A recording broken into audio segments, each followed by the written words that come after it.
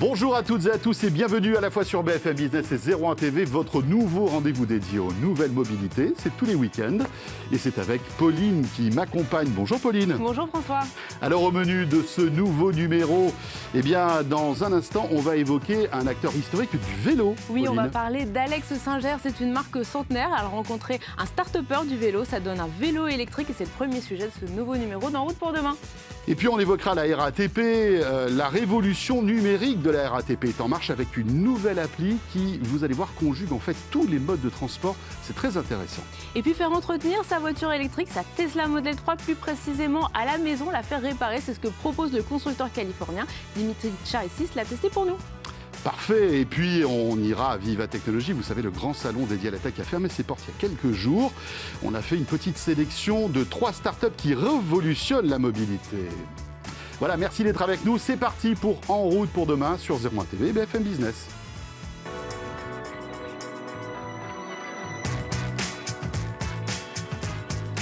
BFM Business et 01 TV présentent En route pour demain avec Pauline Ducamp et François Sorel. Merci d'être avec nous et j'espère que vous passez un beau moment avec ce nouveau rendez-vous donc dédié à toutes les mobilités sur 01 TV et BFM Business. C'est tous les week-ends. Et Pauline, pour commencer, on va parler vélo, mais vélo français. Oui, on va même plus particulièrement parler d'une marque qui est centenaire, qui est installée à Levallois. Son nom, c'est Alex Singer et elle produit des vélos sur mesure avec un stock de pièces qui date de plusieurs décennies, donc vraiment du vélo au look vintage. Mais récemment, ils ont choisi de s'associer avec un start-upper du vélo pour se lancer dans le vélo électrique. Le modèle s'appelle Caval, il est made in France et c'est un reportage de Pascal Samama et Louis Tellier. Nous sommes à Levallois, dans la maison Alex Singer, qui est un fabricant culte du vélo traditionnel français. Une maison qui a près de 100 ans, qui a décidé de s'associer à Caval pour développer un vélo assez impressionnant, un vélo moderne, mais en respectant la tradition du vélo français. On y va. Alors nous sommes avec Olivier Souka, le propriétaire, le gérant de la marque Alex Singer, dans l'atelier de Levallois. On voit ce superbe atelier. Olivier, j'ai envie de vous poser d'abord une question. Qu'est-ce qui incite un spécialiste comme vous, qui dirigez une maison presque centenaire, de créer un vélo actuel, aujourd'hui un vélo électrique, un vélo, je dirais, moderne? Nous avons toujours eu des clients qui avaient une pratique urbaine, et pour lesquels nous avons toujours dans l'histoire fait fabriquer des vélos de notre conception auprès de fabricants français de cycles pour avoir un vélo urbain, léger, fiable, de bonne qualité, mais sans atteindre les prix qui pouvaient être les nôtres à cette époque étaient beaucoup plus chers que par rapport à ce qui se fait maintenant. La passion d'Olivier Souka est de créer et de concevoir des vélos et fabriquer dans les règles de l'art. Son rêve aurait été de fabriquer lui-même un vélo électrique pour le plus grand nombre. Il ne pouvait pas, faute de temps. Il a rencontré Martin Busch qui avait l'idée de créer un vélo de très bonne qualité, un vélo électrique abordable au plus grand nombre. Les deux se sont réunis pour créer le Caval. C'est vrai que j'avais vraiment à cœur de vouloir créer ma propre fabrication de vélo et pour moi c'était très important de la faire avec un vélo de très grande qualité et avec des composants qui soient durables dans le temps et puis aussi avec une vraie fabrication en France. Ça c'est quelque chose qui malheureusement a beaucoup disparu et je voulais qu'on revienne aussi à une fabrication locale avec les savoir-faire qui ont toujours existé en France et qui malheureusement avaient un peu disparu ces dernières décennies. Le cadre est fabriqué en région centre, les roues en Bretagne, les garde-boue en Saône-et-Loire, le pédalier et le jeu de direction à Saint-Étienne, la batterie à Lyon, jusqu'au blason qui est fabriqué en Anjou. C'est et la selle, exactement, la selle à Toulouse par les selles idéales. Donc c'est un vrai tour de France des savoir-faire et de l'excellence dans le domaine du vélo. Ces premiers modèles que nous sortons, ils ont été conçus pour la ville, pour les trajets du quotidien. C'est vraiment le vélo idéal pour aller au bureau, pour aller faire ses courses, pour aller à ses rendez-vous de manière sereine et sans trop d'efforts, on va dire, mais tout en gardant, et c'est ça que nos utilisateurs aiment beaucoup, cette sensation de pédalage que malheureusement parfois on perd sur certains vélos électriques. Là, vous gardez cette sensation. Le plaisir de rouler. Exactement, le plaisir de rouler, d'avoir de l'allure sur son vélo aussi. C'est un vélo qui est très élégant, sur lequel on a de l'allure. Et c'est ce qui plaît et c'est ce qui fait le succès de nos vélos cavales. Techniquement, son poids, son autonomie, sa puissance, c'est quoi? Oui, alors c'est un des vélos électriques les plus légers du marché. Il fait moins de 15 kg hors accessoires. Et puis, il a une autonomie d'au moins 50 km. Et il a la puissance de 250 watts qui est le maximum autorisé sur le marché. Pour s'offrir un vélo Alex Singer, il faut compter au moins 6 000 €. Un vélo cavale est beaucoup moins cher. C'est un vélo semi-artisanal, fait avec des matériaux français. Il est made in France à 80%. Ensemble, les deux entrepreneurs ont réussi à créer un vélo de cette qualité pour 3 450 €. Un tarif qui est, selon les deux entrepreneurs, destiné à séduire le plus grand nombre et afin de faciliter le passage au vélo des citadins. Allez, on enchaîne en route pour demain avec notre premier invité maintenant. BFM Business et 01 TV présente En route pour demain, l'invité. Et nous recevons aujourd'hui Eric Alix. Bonjour, merci d'être avec nous aujourd'hui. Vous êtes directeur de RATP Smart System. Alors si je le résume bien, c'est la filiale digitale de la RATP, on est d'accord? Exactement. Et donc vous venez de lancer, il y a quelques jours, une toute nouvelle application donc pour la RATP, mais une application qui ne nous permet pas simplement de définir notre trajet en métro, mais qui permet de définir notre trajet, mais avec des métros, des trottinettes, du VTC et en plus de payer depuis l'appli. Cette appli multimodale, vous êtes un peu les seuls en France à faire ce genre d'appli? Alors effectivement, on a lancé cette appli qui s'appelle Bonjour RATP. Dans cette appli, vous allez pouvoir à la fois préparer votre déplacement, mais aussi réserver et payer. Donc on y a intégré Vélib, parce que Vélib est un incontournable quand il s'agit de se déplacer à Paris. Bien sûr. Donc on y a intégré Vélib. On pourra aussi réserver et payer son taxi, son VTC avec Marcel. Donc Marcel a une flotte de véhicules plutôt hybrides et électriques et compense l'ensemble de ses émissions CO2. Et puis au mois de septembre, on y ajoutera les trottinettes tir de façon à avoir toutes les solutions pour le premier et le dernier kilomètre quand on se déplace avec du transport en commun dans l'Île-de-France. Alors l'objectif, c'est d'avoir une appli, une super appli en quelque sorte, oui. C'est un peu le mot à la mode en ce moment, une appli qui propose pas mal de fonctionnalités. Pauline disait qu'il y a peu d'acteurs comme vous, mais malgré tout, moi j'en vois un, c'est Citymapper, qui depuis quelques années déroule en fait cette multimodalité. Comment vous vous positionnez par rapport à Citymapper ? Alors déjà, nous on n'a pas une seule application, on a deux applications en réalité, puisque nous avons fait l'acquisition au mois de novembre de Mappy, que vous devez connaître. Voilà. Donc on a l'application Mappy Bonjour qui est la RATP. cartographie, on va dire. Mappy qui est la troisième application de mobilité derrière Google et Waze, donc très orientée sur la voiture, mais pas que. Mappy a fait son virage sur la mobilité servicielle depuis 4 ans maintenant. Donc vous y trouvez aussi tous les modes de transport. Il y a une vingtaine de providers de mobilité qui y sont intégrés. Et donc l'application Bonjour RATP qui, elle, s'adresse plus aux urbains qui prennent du transport en commun, mais ont besoin aussi d'avoir une solution pour leur premier et leur dernier kilomètre. Ce qui est nouveau, c'est d'ajouter à la capacité de préparer son déplacement, voir quel temps on va mettre, quel est son budget qu'il faut compter sur ce déplacement. Quelles sont les différentes options? Quelles sont toutes les options? Des options en monomode, mais aussi de plus en plus des options en multimode. Un bout de vélo, un bout de vélo, tramway, un bout de tramway, voilà. Et puis je finis à pied, par exemple. Donc il faut que vous puissiez préparer votre voyage. Il faut aussi que vous puissiez être guidé. Donc on a aussi des fonctions de guidage qui de plus en plus vont être travaillées pour être proposées à nos utilisateurs.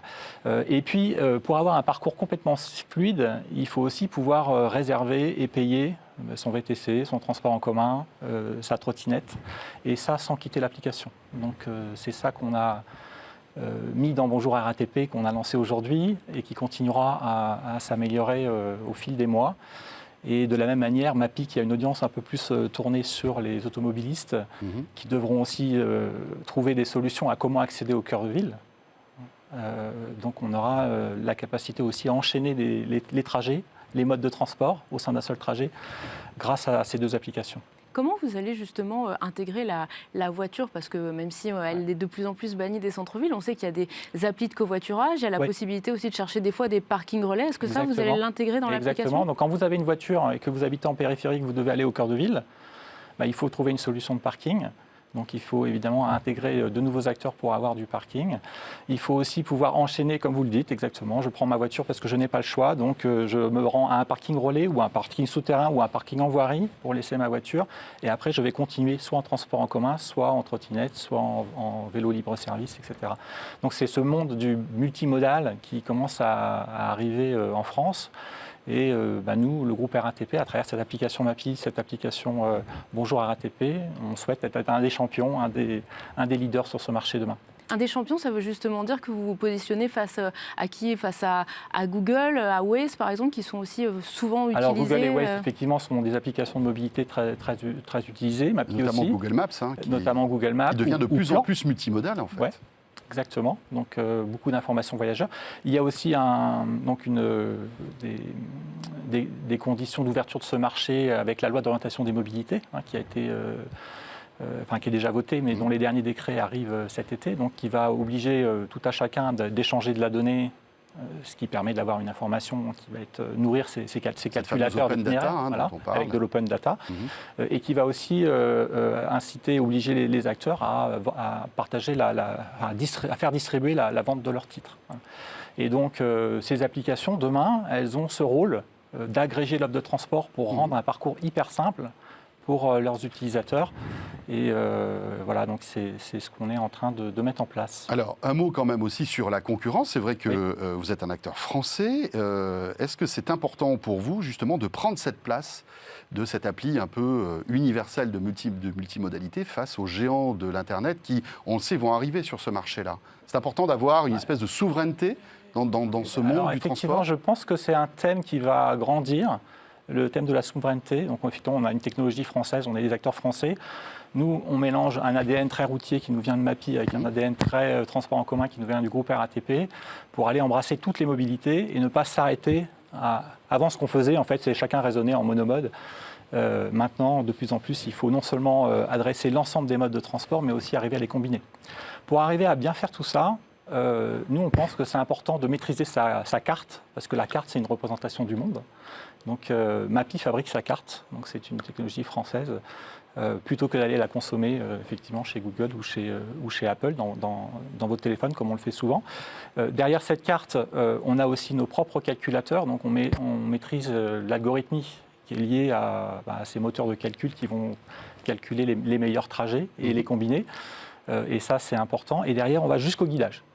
Le fait de maîtriser la carte, la recherche d'itinéraire et le guidage, c'est une condition qui est clé. C'est facilement consommable sur Internet si on utilise les API des GAFA. Mais par contre, pour aller un peu loin dans l'accompagnement des utilisateurs sur leur mobilité, leur proposer tous les choix possibles, c'est important de maîtriser toutes ces technologies. Donc c'est ce qu'on a voulu faire en adressant le marché du Mobility as a Service, la mobilité comme un service. On a voulu se doter de ces capacités de réussir avec ces technologies, ces audiences aussi. 8 millions d'utilisateurs mensuels dans l'application RATP, Bonjour RATP, c'est beaucoup. Et 12 millions en national sur MAPI, c'est aussi beaucoup. Donc voilà un peu comment se présente. Parce que j'imagine que c'est une prouesse technique de ne pas avoir de bout de GAFA dans une appli comme ça, parce que c'est vrai que, d'après ce que vous nous dites, en fait, tous les outils qui sont à l'intérieur sont français. Oui. Ça doit être quand même aussi un sacré défi, non? Ce sont des grosses plateformes, beaucoup de compétences, et on voit que ces compétences, encore une fois, elles doivent enjamber différents modes de transport. C'est ça aussi qui était... Autant on était très fort historiquement sur la donnée de transport en commun, mais il nous fallait passer un cap sur la donnée voiture par rapport à un Google les et un Américains Waze. Sont donc excellents. Exactement. Donc ça a guidé aussi le rachat de MAPI. Et puis après aussi, il faut aller chercher en masse en fait des utilisateurs qui vont utiliser vraiment au quotidien ces applications-là pour aller prendre leur choix de mobilité. Vous parlez justement d'utilisateurs. Est-ce que vous allez les inclure comme on le font par exemple des applis comme Waze qui créent une communauté, qui leur demandent d'intervenir et qui finalement captent des informations sur ce qui se passe sur les gestions de flux en temps réel sur la route ou sur les transports? Alors dans Bonjour RATP, vous avez déjà ça, puisqu'on a du crowdsourcing, comme on dit. Donc on demande aux utilisateurs d'aller renseigner l'affluence dans les transports en commun. Donc ça, c'est déjà des fonctionnalités qui qui sont ouvertes aux utilisateurs, qui nous permettent d'enrichir nos algorithmes et de guider derrière les gens. Est-ce que vous voulez vous mettre plutôt au début, au milieu ou au fin de la rame? Et est-ce que vous voulez prendre votre transport en commun aujourd'hui, à cette heure-ci, ou un peu avant ou un peu après, compte tenu de cette influence? Et ça, on l'a vu qu'avec une période un peu Covid, c'est important d'aller jusque-là. Eric, en quelques mots, quelles sont les prochaines étapes en fait, d'évolution de cette application? Ajouter de plus en plus de partenaires, de plus en plus de services? De plus en plus de partenaires. C'est aussi beaucoup travailler l'expérience client tout le temps. Donc, ces applications-là, elles ne sont faites que pour faciliter, pour rendre fluides les parcours des utilisateurs. Et c'est aussi nouer des partenariats. Du coup, puisqu'on a... Même avec les Américains, même avec Uber, tout à l'heure, Pauline en parlait. Enfin voilà, Donc on peut discuter avec tout le monde, c'est un écosystème qui vit et sur lequel il va falloir trouver des équilibres. Donc il y a à la fois des acteurs privés, mais aussi des acteurs publics. Les autorités organisatrices des mobilités sont des entités publiques qui, avec la LOM, ont cette responsabilité de faire créer et de rendre un peu vivant cet écosystème. Et puis il y a effectivement beaucoup d'acteurs privés qui peuvent être des acteurs du parking, qui peuvent être des acteurs des nouvelles mobilités, les acteurs des transports en commun. Et donc c'est toutes ces discussions, ces négociations qui commencent à germer, on va dire. À germer. Merci. Rappelons que vous êtes donc le président de la RATP Smart Systems. Et Pauline, il est temps de retrouver notre essai maintenant. BFM Business et 01 TV présente En route pour demain, l'essai. Alors au sommaire cette semaine, on va parler du garagiste qui vient chez vous. Alors généralement, François, c'est pas une bonne nouvelle quand le garagiste se déplace à la maison, c'est que généralement ça va pas très bien. C'est que la voiture marche pas bien. Mais chez Tesla, c'est plutôt une commodité. C'est pour finalement nous éviter d'avoir à nous déplacer, réaliser entretien, petit dépannage à domicile directement chez le client. Dimitri Charitis a testé pour nous le garage à la maison. Vous le savez sans doute, l'un des principaux avantages de la voiture électrique, c'est son faible coût d'entretien. Contrairement à une voiture thermique, il y a évidemment beaucoup moins de pièces mécaniques, beaucoup moins de frottements et finalement assez peu de choses à changer, ce qui fait que les coûts d'entretien sont réduits. Pour autant, qu'est-ce qui se passe quand il faut réparer, quand il faut intervenir sur une voiture électrique? On a voulu le savoir et pour ça, on a regardé ce qui se passait directement chez Tesla. Concrètement, on a une Tesla Model 3 à l'essai ici depuis quelques jours et on a voulu savoir donc comment ça se passait une réparation, un entretien, voire l'ajout d'un matériel supplémentaire, d'une option sur la Tesla une fois qu'elle a déjà été achetée. En fait, tout commence avec un diagnostic à distance. Et ça se passe sur le smartphone. Concrètement, on donne accès aux données du véhicule qui est derrière nous aux ingénieurs de Tesla qui, eux, vont voir si tout va bien, s'il y a des pièces à changer, une mise à jour à effectuer ou si simplement tout va bien et qu'il n'y a pas autre chose qu'un entretien courant. C'est à l'issue de ce diagnostic qu'on va savoir si l'intervention peut se faire à distance, chez soi, à son domicile, en fait dans le lieu de son choix, ou s'il faut emmener la voiture au garage. Et le garage chez Tesla, ça veut dire le centre de service. Dans notre cas, la voiture va plutôt bien, donc on a voulu ajouter du matériel dessus, ajouter une option, et on a décidé d'installer un kit HomeLink qui permet, vous le savez, d'ouvrir et de fermer les portes du garage. Ça s'installe directement dans la voiture, la nôtre en était dépourvue, et donc on a fait appel à un diagnostic, d'abord pour voir que tout allait bien, et ensuite pour faire venir un technicien. Pour effectuer l'opération, on a choisi de ne pas être sur place pour voir un peu comment fonctionnait le service. On a simplement du coup fait appel au technicien qui nous a prévenu de son arrivée. On lui a ouvert la porte à distance. Il a pu ensuite déposer le capot, réaliser son intervention. L'opération a duré une trentaine de minutes et la voiture a pu être récupérée très simplement avec l'équipement supplémentaire installé. Deuxième cas de figure, et là c'est un peu plus embêtant, le diagnostic à distance révèle un problème peut-être pas majeur mais plus important sur la voiture. Et on est donc invité à aller dans un centre de service Tesla avec notre voiture. Et là, on va voir aussi comment ça se passe. Qu'est-ce qui se passe dans ce cas-là? On vient jusqu'au centre technique, au centre de service, et on est pris directement en charge juste derrière moi par un technicien Tesla qui va d'abord faire un tour de la voiture, un tour général, en plus de la panne constatée, pour vérifier qu'il n'y a pas d'autre chose à changer sur la voiture. Là encore, différents cas de figure. La panne est plus ou moins importante, elle nécessite une immobilisation du véhicule plus ou moins lente. En règle générale, c'est à peu près 1h30 qu'on attend pour avoir le résultat de la prise en charge. L'avantage de ce diagnostic à distance, c'est qu'une fois qu'on arrive ici, les pièces sont déjà à l'intérieur, les mécaniciens savent exactement ce qu'il faut faire et donc du coup, la réparation prend un temps très réduit. Et ensuite, c'est qu'au bout d'1h30, la plupart du temps, on peut repartir avec sa Tesla. Si l'intervention est beaucoup plus complexe et prend plus de temps, là, Tesla peut mettre à disposition soit un bon Uber pour rentrer chez soi, si ça prend à peu près 3 heures, et si ça prend plus de 4 heures, c'est un autre véhicule de service qui est mis à notre disposition. Vous l'aurez compris, la prise en charge d'un véhicule chez Tesla, en fait, elle se fait d'une manière un peu différente que chez les autres constructeurs. D'une part, parce que la plupart du temps, c'est devant chez vous ou sur votre lieu de travail. C'est dans 80% des cas des interventions à distance qui ont lieu pour les prises en charge de ce genre de voiture. Et dans les 20% de cas restants, ça se passe dans ce genre de centre de service. Et là, le prix, typiquement, peut varier en fonction de la panne de la pièce à changer. Dans ces cas-là, on est notifié directement sur son application. On a un devis en ligne et on peut, oui ou non, donner son accord pour la réparation, comme dans un garage classique. Là où Tesla peut encore améliorer ce service, c'est en étant un peu plus proactif vis-à-vis de son utilisateur. Jusqu'ici, c'est au conducteur de la Tesla de soit demander une révision, soit de demander la prise en charge ou le diagnostic à distance. L'étape suivante, ça serait évidemment que la voiture sache, quand on arrive à ce niveau à ce niveau assez critique, c'est-à-dire juste le moment où on doit intervenir sur le véhicule. Et ça, c'est justement ce à quoi travaille Tesla actuellement. Une sorte de prise en charge proactive dans laquelle l'utilisateur n'a même plus à se soucier de surveiller son véhicule. BFM Business et 01 TV présente En route pour demain, en région. Et donc, comme chaque semaine, nous partons en région découvrir des initiatives de plus en plus nombreuses en matière de mobilité. Alors aujourd'hui, c'est Pascal Samama qui est avec nous en plateau. Bonjour Pascal. Bonjour. Alors Bonjour Pascal, la région, c'est la région, on va dire, Vivatech, puisque je t'ai vu Vivatech. arpenter les allées de Vivatech et de reprendre les bonnes vieilles habitudes d'aller visiter les salons high-tech. Puisque ça faisait longtemps. Voilà, Vivatech donnait le coup d'envoi, c'était un peu un symbole, c'était le retour à la vie quasi normale des salons tech. Et tu as sélectionné pour nous 3, on va dire, initiatives liées au transport.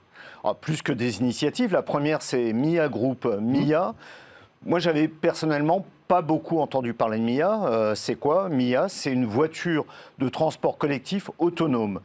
6 personnes, ça se situe entre le taxi VTC et le bus. L'intérêt de ce système, et je pense que vous êtes sensibles tous les deux à ça, c'est de développer une mobilité non pas urbaine, il y a suffisamment de choses dans les villes pour se déplacer, mais plutôt en zone suburbaine, voire rurale.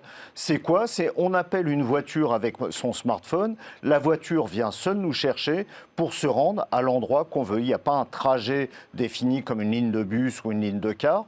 On va d'où on veut. Donc c'est du transport personnalisé. C'est du transport personnalisé. Sans chauffeur. Sans chauffeur. Mais alors pour plusieurs. l'instant, il y a un chauffeur parce que... Eh oui. Sécurité oblige. Sécurité oblige. Oui, la législation l'impose. Oui, c'est ça. Mais en vrai, le chauffeur ne sert qu'à vérifier qu'il ne va pas y avoir de problème, mais la voiture se dirige toute seule. Elle a un système de lidar qui analyse l'environnement à 360 degrés en 3D, et jusqu'à 300 mètres de distance, elle est capable de voir une poussette qui arrive, un vélo qui va débarquer, bref. C'est un système totalement sécurisé. Il est en test, il a été testé Aix, Nice et aussi à Vélizy, où se trouve la société MIA. Et Vélizy, notamment dans les Yvelines, c'est aussi là où on va trouver Mobilize, l'autre start-up que tu as déniché pour nous à Vivatech. Ah là, c'est plus une start-up, Mobilize. C'est un esprit start-up dans un grand groupe. Oui, parce que dans le corps de l'entité Renault. Exactement, Renault s'est redéfini, ils ont créé des marques, c'est la Renaulution. Il y a Renault, il y a Alpine, il y a Dacia et il y a Mobilize. Mobilize, les gens vont en entendre de plus en plus parler. C'est quoi? C'est la solution de mobilité urbaine, électrique et partagée, parce qu'on n'achète pas une voiture Mobilize, on la loue à l'heure, on la loue à la journée, on la loue au week-end si on veut. Bref, c'est la voiture de tous les jours pour les urbains. Ce qui est intéressant, c'est qu'il y a 3 modèles. Mobilize, c'est un concept, c'est une voiture assez sympa, c'est le Duo, la petite s'appelle le Duo, mais elle est déclinable en d'autres versions. Il y a même une version utilitaire qui va permettre de livrer des repas type, pourquoi pas Uber Eats ou ce genre de choses, ou faire de la livraison au dernier kilomètre pour les e-commerçants. Évidemment, tout ça est électrique. Et il y a un côté aussi recyclé, vertueux, puisque dans les matériaux, justement, on va utiliser oublié de le dire, la voiture est non seulement réalisée avec des matériaux recyclés, mais elle est recyclable à 95%. À la fin de sa durée de vie, on recycle la voiture et on en fait une autre. Génial. 3e, on va dire, découverte sur le salon Viva Technologie, Pascal? Là, on va un peu plus loin, on sort de nos régions, on dépasse les Alpes et on arrive en Suisse. Et le projet, c'est Solar Stratos. Solar Stratos, c'est quoi? C'est un avion qui ne va pas aller loin, mais qui va aller haut. Son but, c'est d'aller aux frontières de l'espace. C'est un projet qui vise à prouver qu'avec un avion à énergie solaire, un avion électrique à énergie solaire, on pouvait faire quasi la même chose qu'une fusée avec un combustible un combustible fossile. Donc cet avion, il a vocation à aller jusqu'à 25 km d'altitude.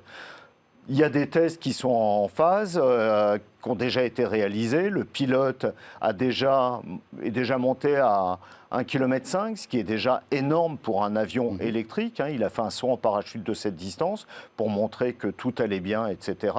Il compte, d'ici 2023-2024, atteindre l'objectif final. Le but, c'est quoi? Créer des drones qui pourront aller seuls à cette distance. Pourquoi pas lancer des mini-satellites, des micro-satellites. Peut-être faire aussi du tourisme spatial. On voit qu'il y a un tas de gens qui sont prêts à dépenser beaucoup pour aller voir la Terre vue du ciel. Solar Stratos, donc. Solar Stratos. C'est en Suisse. Merci beaucoup, Pascal. Pascal Samama, donc, avec ses petites découvertes ramenées de Viva Technologies. Et c'est avec Pascal que se termine ce En route pour demain. Tout à fait, François. Et en attendant 2023 et le vol de l'avion solaire, on se retrouve la semaine prochaine. On sera là la semaine prochaine, à la fois sur BFM Business et 01 TV. Merci de nous suivre.